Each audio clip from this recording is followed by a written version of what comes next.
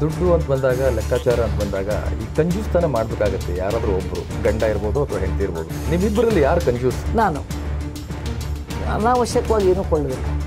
ಅನಾವಶ್ಯಕವಾಗಿ ಮನೇಲಿ ಸಾಮಾನ್ಯ ಜಾಸ್ತಿ ಮಾಡೋದಿಲ್ಲ. ನಾರಾಯಣ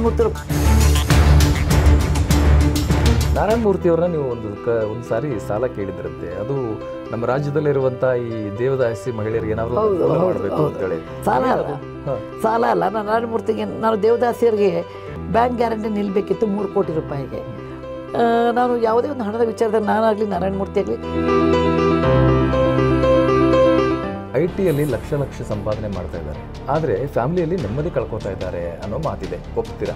ಲಕ್ಷ ಕೋಟಿಗಳಿದ್ರು ನಾವೇನು ನೆಮ್ಮದಿ ಕಳ್ಕೊಂಡಿಲ್ವಲ್ಲ. The way you look at it. ದುಡ್ಡು ಗಳಿಸಿದ ತಕ್ಷಣ ನೆಮ್ಮದಿ ಕಳ್ಕೊಬೇಕು ಅಂತ ಎಲ್ಲಿಯೂ ಬರಬೇಕಿಲ್ಲ.